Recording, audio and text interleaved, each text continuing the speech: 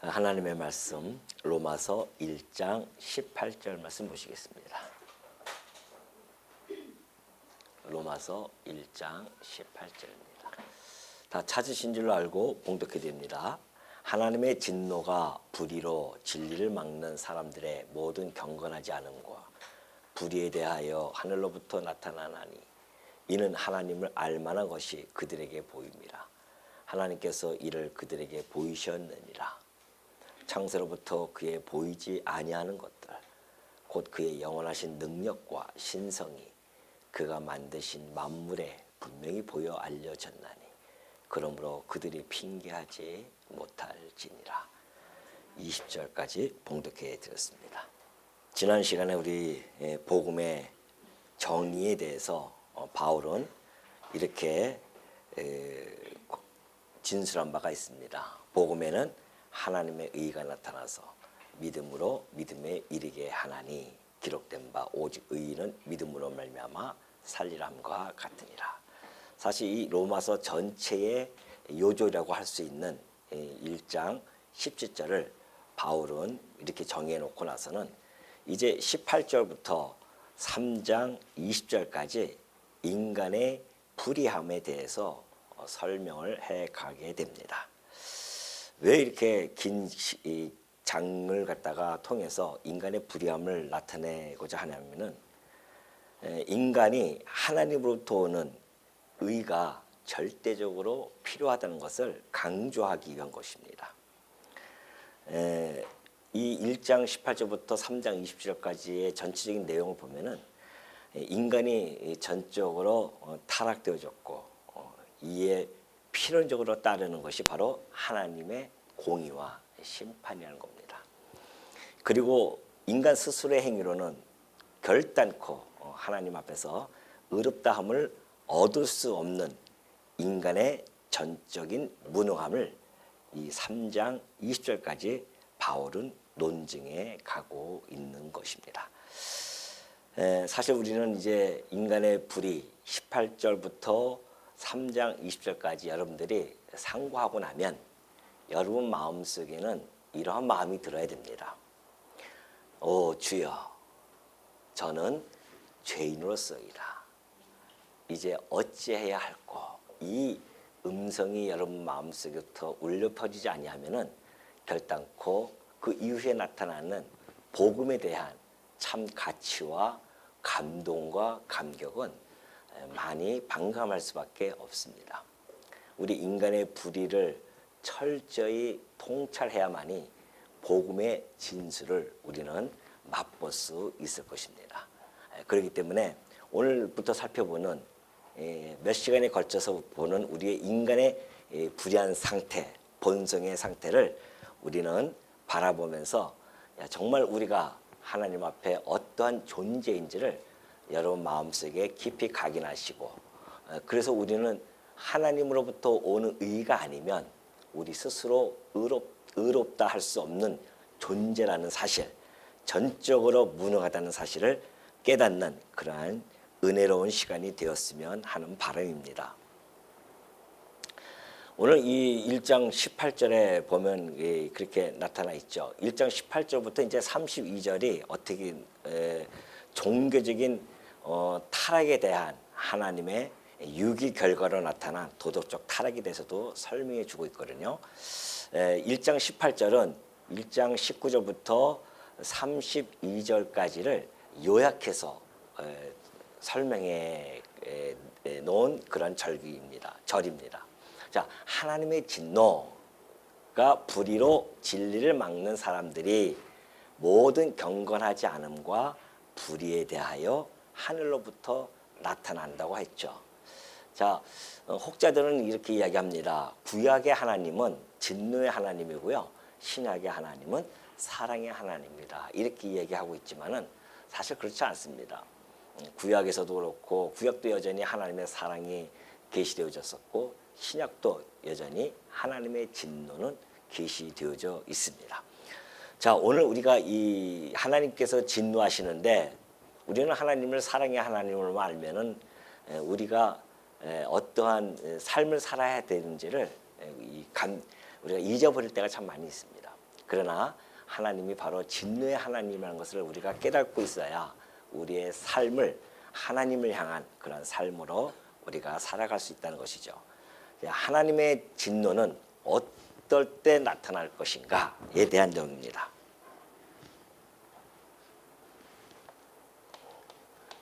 하나님께서 진노해 가시는데요. 아무 때나 진노하는 것이 아닙니다. 우리는 뭐 살다 보면은 우리 뜻대로 안 되고 막 화가 나고 할 때 막 진노하지만은 하나님의 진노는 일정한 패턴이 있습니다. 그것은 크게 두 가지로 나타날 수 있는데 하나는 18절에서 지금 얘기하고 있듯이 말씀해주고 있듯이 불경건입니다. 불경건이라는 것이죠.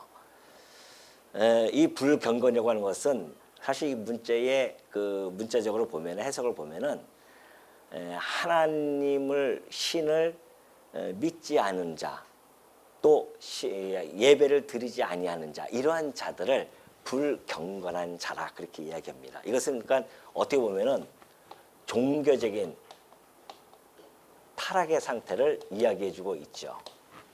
그래서 이 종교적 타락이라고 하는 것은 하나님과 인간 사이입니다. 인간의 관계 속에서 나타나는 것을 종교적 타락이라고 하죠. 인간이 하나님을 섬기지 않아요. 예배하지 않습니다. 믿지도 않습니다. 그러한 것을 불경건 그런 것이죠. 다시 말해서 불신앙이다 그렇게 이야기할 수 있습니다. 하나님께서는 진노하는 것이 바로 이거예요. 불신앙입니다. 내가 하나님께서 이 모든 만물을 창조하시고 섭리해 가시는 분이시고요. 모든 것을 다 주권에 의해서 이끌어 가시는 분이신데 피조물 되어진 인간이 피조물 되어진 자들이 창조주 그 창조주를 경외하지 아니하고 인정하지 않는 것 그것은 뭐 마땅히 진노의 대상이 되어질 수밖에 없습니다. 그래서 지금 이 하나님의 진노가 불의로 진리를 막는 진리가 곧 하나님이시죠. 하나님을 계시해 주시는 그 말씀, 하나님을 계시하시는 것들 이런 것들에 대해서 막아버리고 받아들이지 아니하는 것들 여기에 대해서 하나님은 진노를 내리신다는 겁니다. 이러한 불신앙 은혜에 의해서 나타나는 이 진노는요, 우리 인간들의 모습은 불의함으로 또 나타나요. 그러니까 이 불경건과 불의함은 불가분의 관계입니다. 반드시 그는 함께 나타날 수밖에 없고 불경건에 의해서 불의함이 나타난다는 것이죠. 사실 이 1장 19절부터 25절까지가 이 불경건에 대한 내용을 바울이 이제 진술해 갈 것이고요. 그리고 이 불의함 이것은 이제 하나의 도덕적인 타락이라고 볼 수 있습니다. 이 도덕적인 타락은 인간과 인간 사이의 관계죠. 이 불의함이 여기서 이제 나타나는 겁니다. 그래서 이것은 이제 불의하면은 인간이 가지고 있는 부도덕한 그러한 삶의 총체다 그렇게 볼 수 있습니다. 이제 1장 29절을 보면 그러죠. 곧 모든 불의 그래요. 그 모든 불의가 뭔가 뒤에 쭉 나옵니다. 추악, 탐욕, 악의, 시기, 살인, 분쟁, 사기, 악도 쫙 빠져나오죠.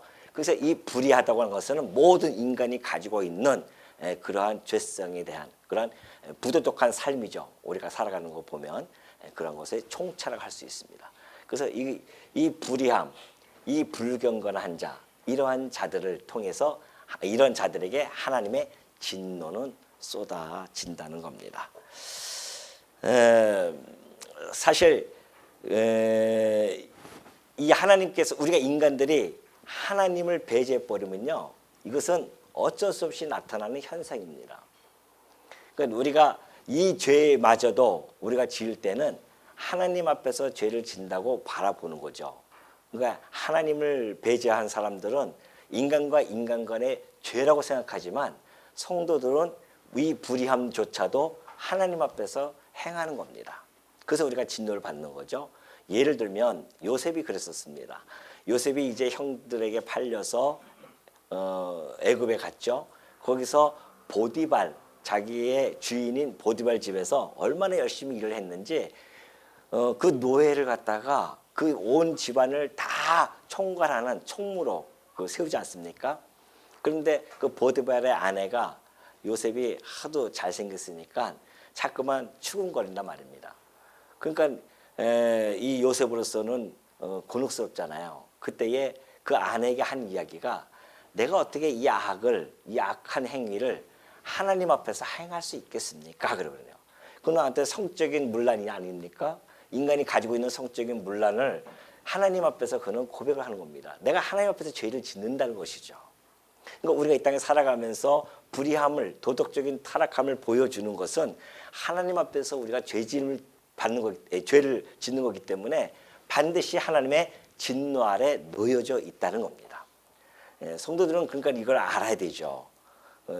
그래서 모든 것이 하나님의 진노임을 알 때만이 우리의 삶이 다시 한번 추스러질 수 있고 다잡을 수 있는 그러한 것입니다. 그래서 하나님은 이 사랑의 하나님만이 아니라 공의를 행하시는, 이 진노라고 하는 건 공의입니다. 이 공의도 행하시는 하나님이다라는 것이죠. 이것이 이제 1장 18절에 잘 나타나 있는데요. 그래서 끊임없이 인간들은 이 불경건으로 진리를 자꾸 막고자 합니다. 이것이 이제 시편에 보면은 그러한 자들을 이렇게 표현해주고 있거든요. 시편 14장 1절 보니까 그래요. 어리석은 자는 그의 마음에 이르기를 하나님이 없다 하는도다. 그들은 부패하고 그 행실이 가증하니 선을 행하는 자가 없도다 그러잖아요. 자, 어리석은 자들이 나타나서 뭐라고 하냐면 마음에 이르기를 하나님이 없다는 겁니다. 왜냐하면 그 2절이나 19절에 보면 20절에 보면 그러죠.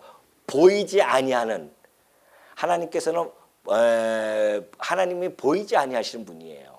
그의 신성, 그의 능력은 우리 눈에 이렇게 보여지지 않습니다. 그러니까 하나님은 보이지 않기 때문에 없다라고 이야기하거든요. 그러한 자들은 부패하고 행실이 가증해서 결국 불의함에 빠진다는 겁니다. 선을 행하는 자가 없다고 그렇게 해주고 있죠. 그러나 반드시 하나님께서는 살아 존재하고 계심을 이제 이 다음 19절부터 20절에 나타나지만은 분명히 우리에게 보여주셨습니다. 그런데 인간이 악하기 때문에 그것을 받아들이지 않는 것뿐이죠. 그렇다고 한다면 우리는 하나님의 진노가 어떻게 나타나는가? 이 진노는 어마어마합니다. 우리가 그냥 어떤 인간이 인간에게 행하는 그러한 정도의 진노가 아니죠. 이걸 보면은 데살로니가 후서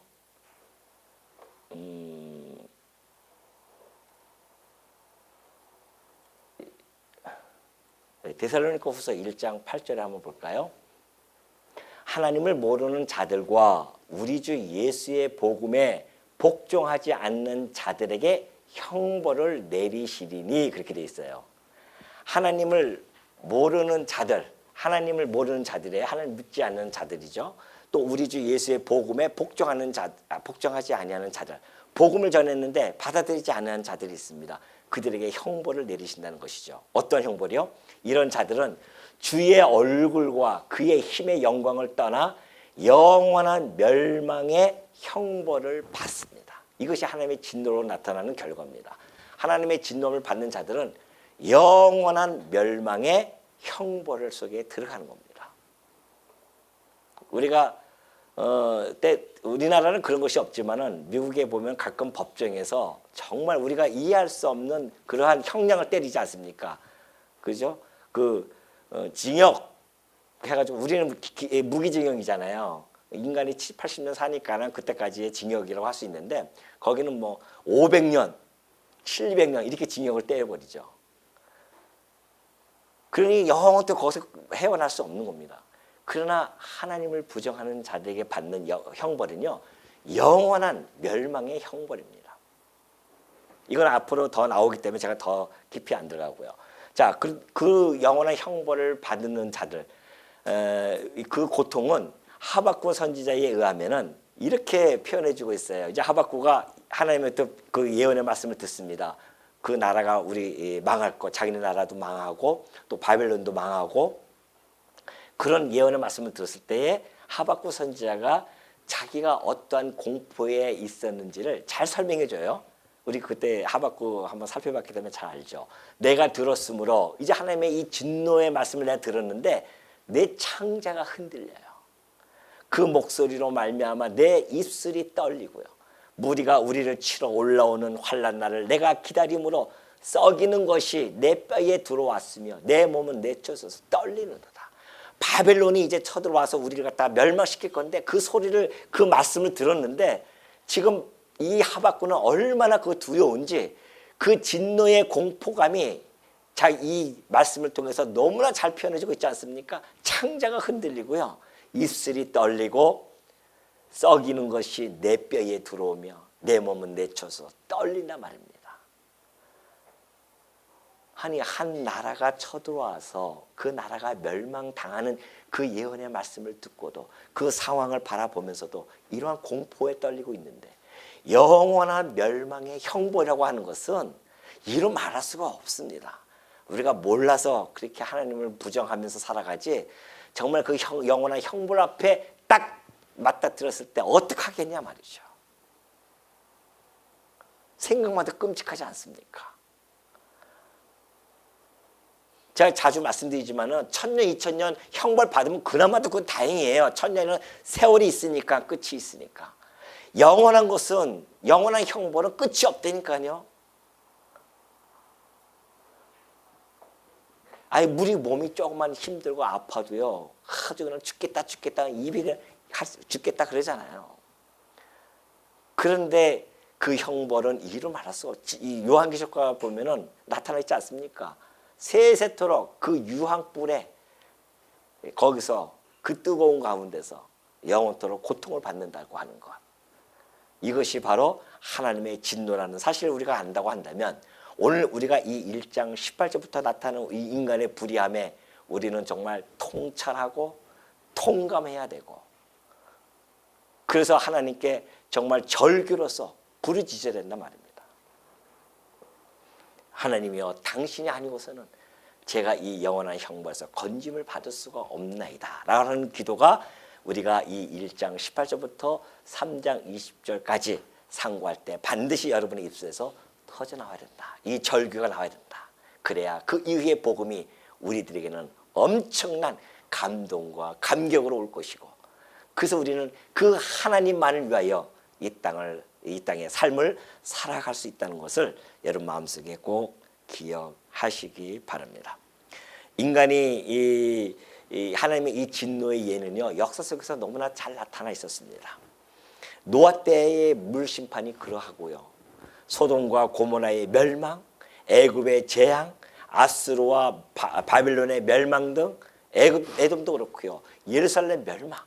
이 모든 나라들이 멸망당하는 것 하나님의 진노로 나타나는 것입니다. 현재는 안 그렇습니까? 이 땅에 현재 살아가고 있는 이 시간에도요. 여전히 하나님의 진노는 나타나고 있습니다.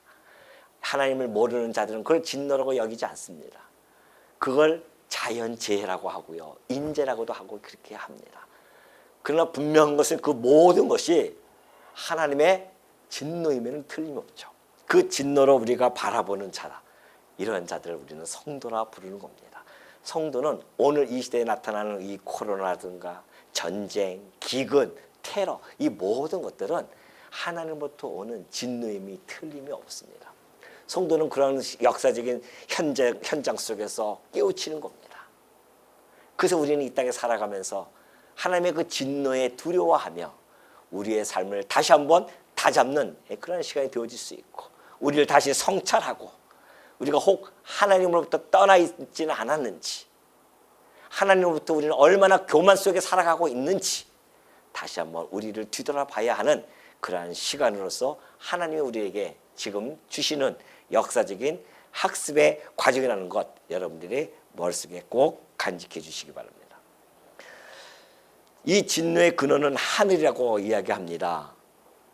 하나님을 모르는 사람들은 그냥 하늘이라고 그렇게 이야기하지만 이 하늘은 사실은 하나님이 거하시는 거처입니다. 보좌라고 하는 것이죠. 그렇기 때문에 하나님의 근원, 이 진노의 근원은 하나님으로부터 온다는 것을 분명히 밝혀주고 있습니다. 그러면서 이제 19절 보면 그래요. 이는 하나님을 알만한 것이 그들 속에 보임이라. 자, 하나님이 진노해 가시는데 왜 진노하시는가? 하나님을 알만한 것이 그들에게 보였어요. 하나님께서 이를 그들에게 보이셨느니라. 창세로부터 그의 보이지 아니하는 것들 곧 그의 영원하신 능력 신성이 그가 만드신 만물에 분명히 보여 알려졌나니 그러므로 그들이 핑계하지 못할지니라. 하나님의 진노 앞에서 나는 하나님 정말 그럴 줄 몰랐습니다. 핑계할 수 없다는 거죠. 왜 그런지 아십니까? 하나님은 인간들에게 당신을 인식할 수 있는 그러한 것을 보여주었습니다. 그것을 우리는 신인식이라고 하죠.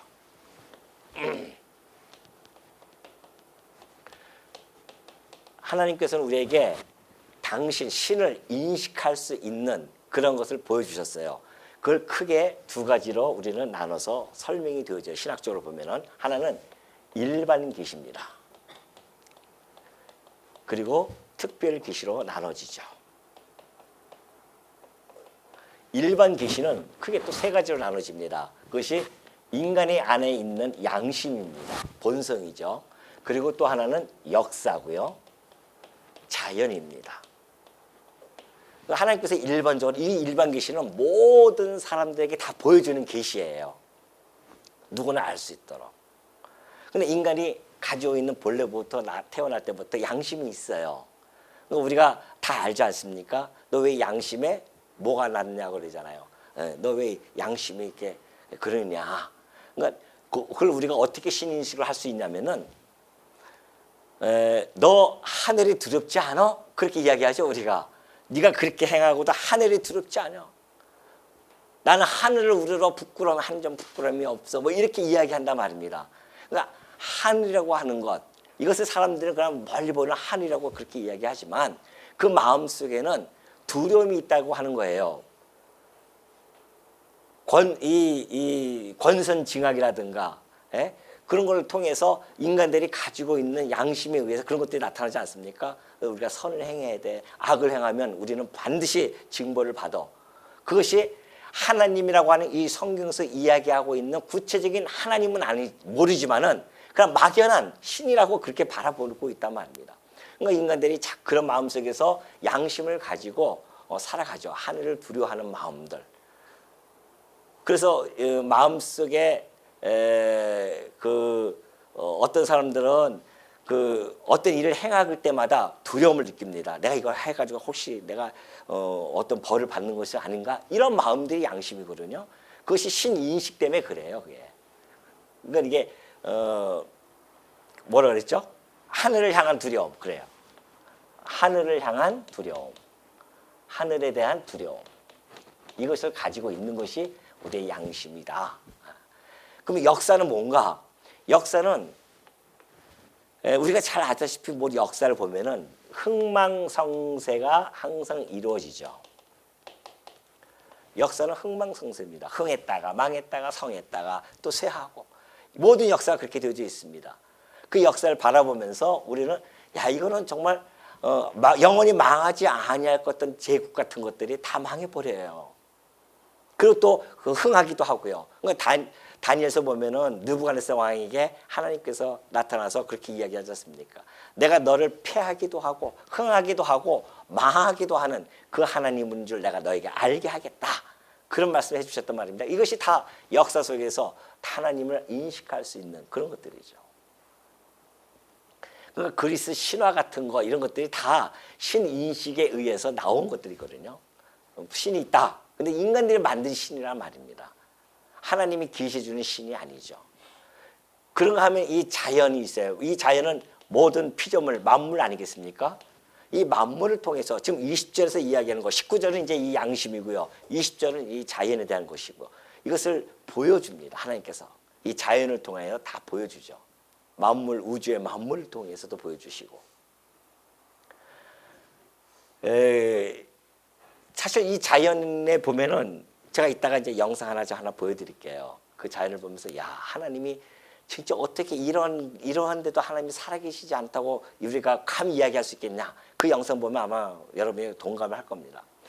그만큼 이 자연의 모든 피조물을 통해서도 하나님은 보이지 아니하시는 하나님의 능력과 신성을 이 안에 다 담으셨다고 그렇게 말씀해 주고 있습니다. 그래서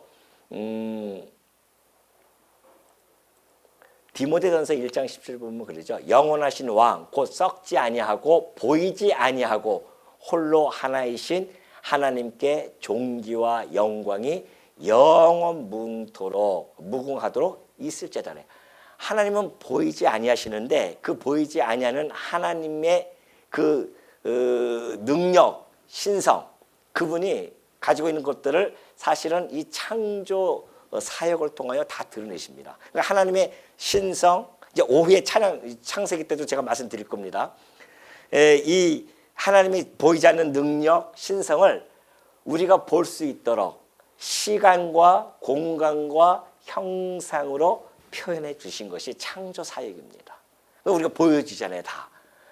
이 모든 것들이 다 하나님의 놀라운 능력과 신성에도 불구하고 인간들이 그걸 받아들이지 않죠. 오히려 그 자연 자체를 오히려 찬송하는 그런 어리석음에 빠집니다. 이것은 이제 21절부터 또 나타날 것이고요. 자, 그렇다고 한다면 우리가 이런 이 자연 계시가 있고요. 근데 이 자연 계시로는 이런 일반 계시로는요, 인간들이 하나님을 알 수가 사실은 없습니다. 어렴풋이나 느끼는 거예요. 왜냐하면 이걸로는 구원을 얻을 수가 없습니다.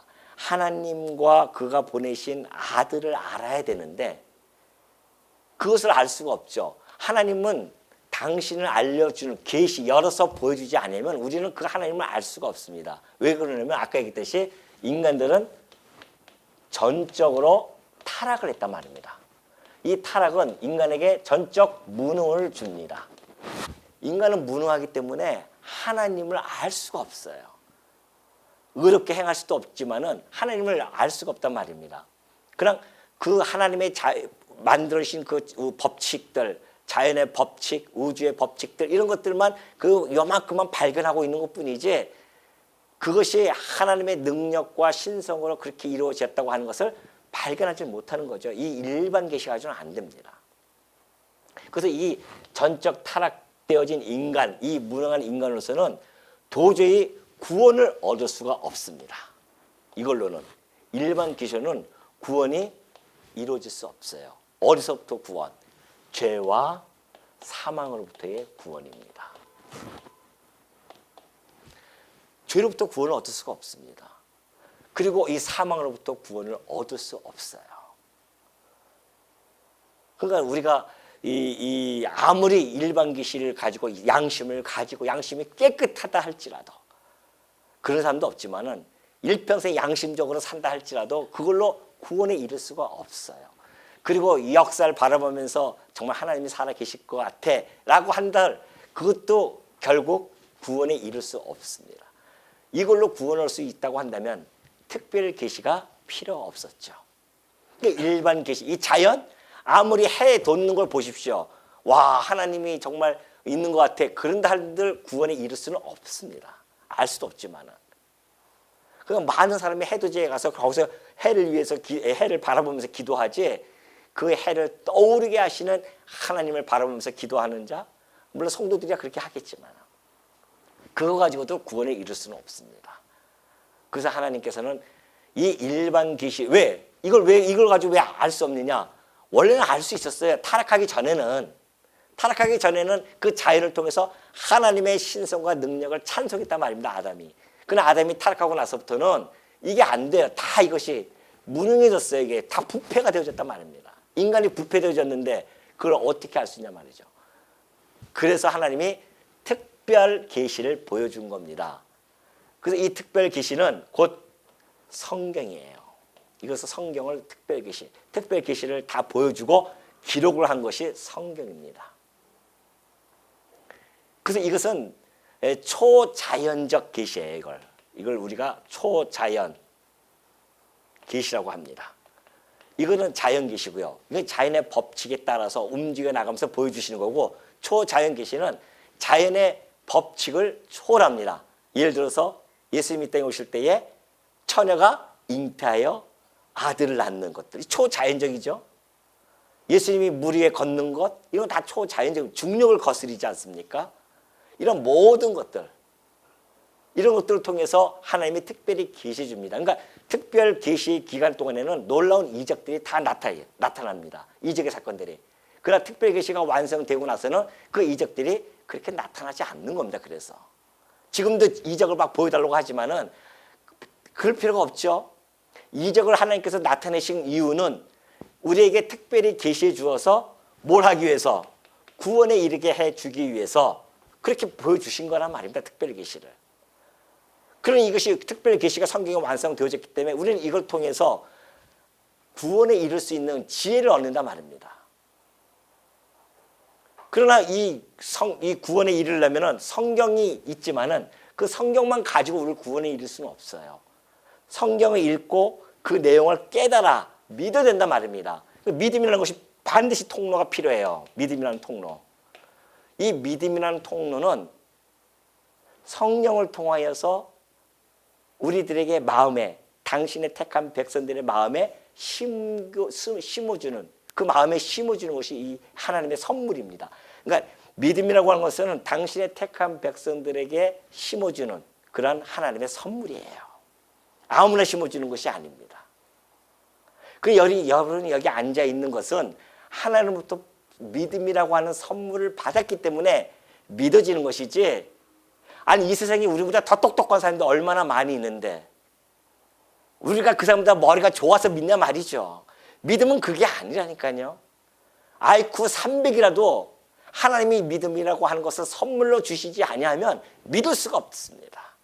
그러니 오늘 이 자리에 앉아 있는 여러분들은 하나님의 선물을 받았기 때문에 앉아 있는 거지.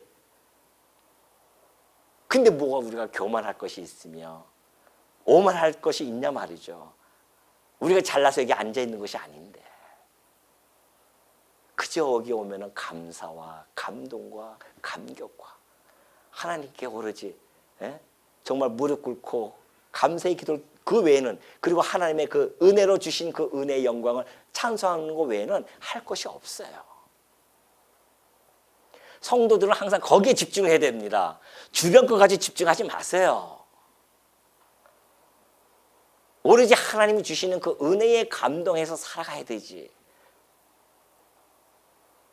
여기에 집중해라 말입니다. 하나님이 행하신 그 일. 그러니까 이 믿음이라는 것이 구원에 이르게 할 수 있는 거란 말입니다. 하나님 주신 선물이에요. 근데 이것은 성령을 통해서만이 가능한 일입니다. 그러니 이 특별 계시가 필요할 수밖에 없는 거죠. 이것이 이렇게 되어져, 이 일반 계시로는 안 된다는 것이죠. 자, 그래서 오늘 바울이 얘기했듯이, 자, 창세로부터 이는 하나, 19절 보면 그래, 이는 하나님을 알만한 것이 그들 속에 보임이라. 다 보여줬어요. 하나님께서 이를 그들에게 보이셨느니라. 자, 창세로부터 그에 보이지 아니하는 것들, 곧 그의 영원하신 능력과 신성이 그가 만드신 만물에 분명히 보여 알려졌습니다. 이쯤에서 제가 하나 여러분과 영상을 한번 감상해 보도록 하겠습니다.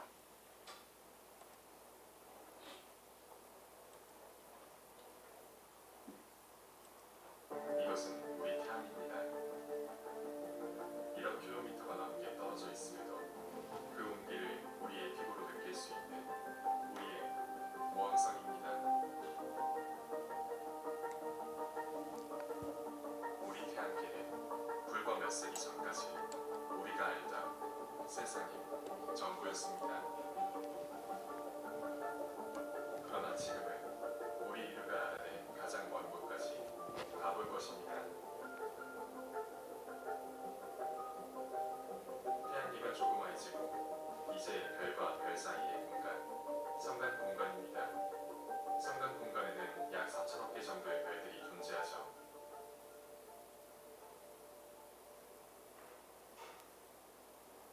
이제 저 은하수를 따라 이 별무리 속에서 전속력 질주를 시작해 보겠습니다.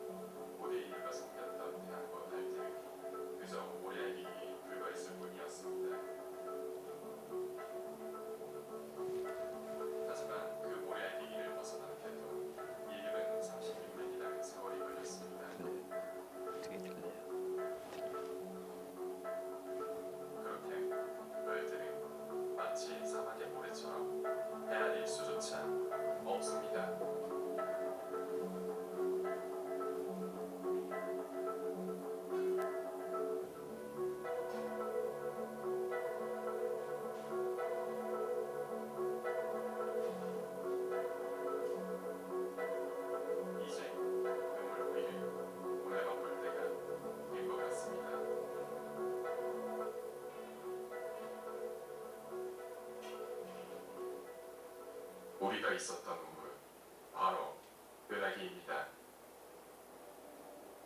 불과 한 세기 전만 해도 은하계 역시 인류가 알던 세상이 전부였습니다.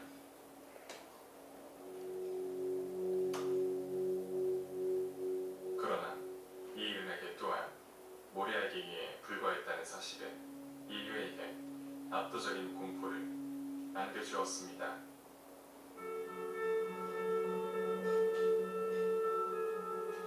이 은하계 역시 이 압도적인 은하간 공간 안에서는 한마디 반딧불이일 뿐입니다.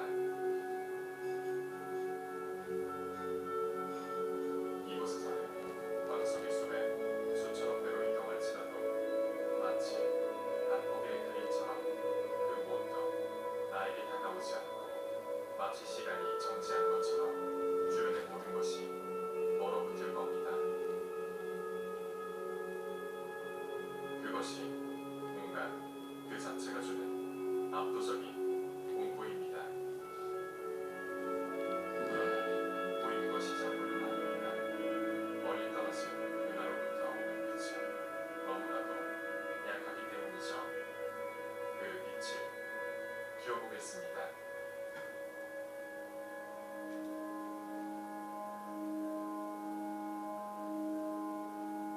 별이 아니라 다 은하계입니다. 은하계.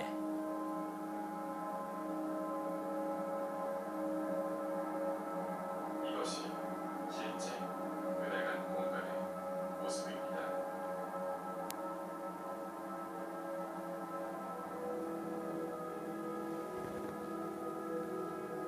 실은 인간이 우주를 감히 헤아리는 것조차 볼만할 생각이 없었던 것 같습니다.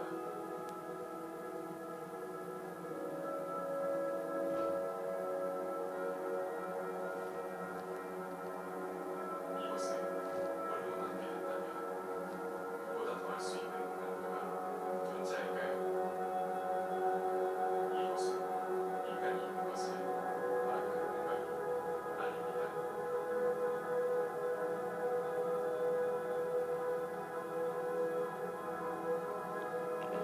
압도적인 초공간에 잠시 펴보겠습니다.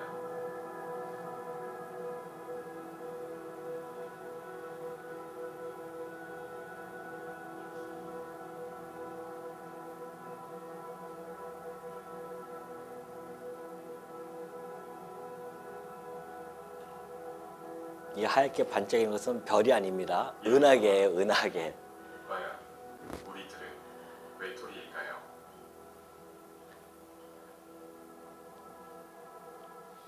우주 어딘가에 다른 존재들이 있다면 소름이 돋지만 이 우주에 우리밖에 없다면 그것은 더욱 무섭습니다.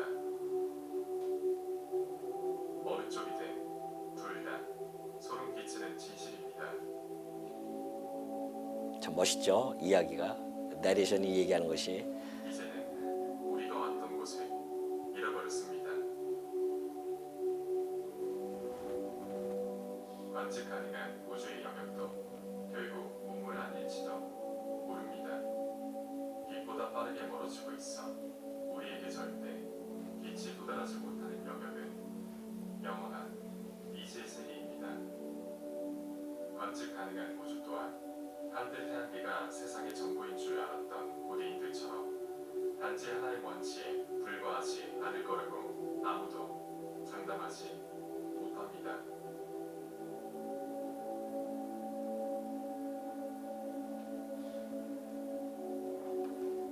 이 원활한 여정에 함께해 주셔서 감사합니다.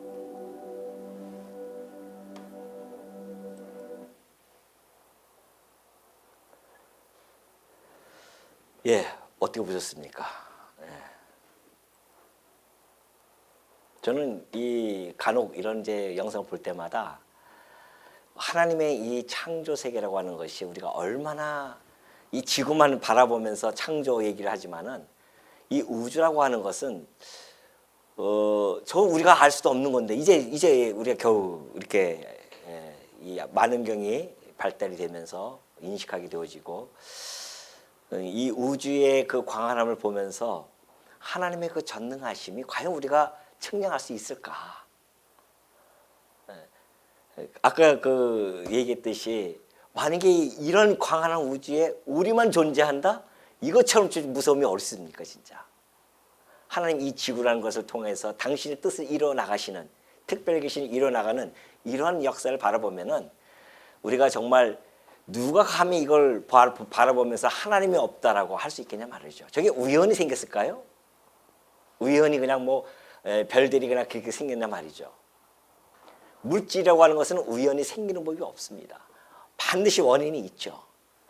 그러니 그 원인을 하나님께서는 당신하고 우리에게 계시해 준 겁니다. 이 자연을 통하여서. 그러니 이런 자연의 광활한 우주, 이 오묘한 질서 속에 진행되어지는 이 사계의 변화들,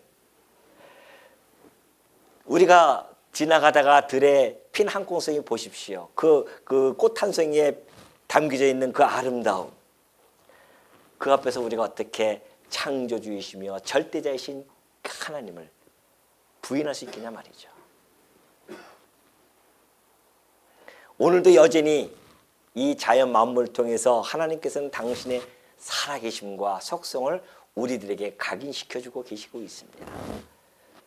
우리가 이 땅에 살아가면서 우주의 법칙, 그럼 만물의 질서, 만물의 조화 이런 이야기를 하잖아요. 근데 사실은 그런 것들도 하나님 활동에 대한 그런 인간적인 언어의 표현일 뿐입니다. 우주의 법칙이라는 것이 하나님이 활동하시는 거예요. 그러니 바울이 여기서 20절에 후반절에서 얘기했듯이 그러므로 그들이 핑계하지 못할 것이다 그렇게 얘기합니다. 기회가 없어서 구원받지 못하는 사람은 아무도 없다는 겁니다. 멸망하는 자들은 어리석게도 하나님이 없다 하면서 하나님이 주신 그 기회를 활용하지 않아요. 하나님의 심판은 모든 사람에게 구원 얻기에 충분한 기회를 주고도 남음이 있습니다.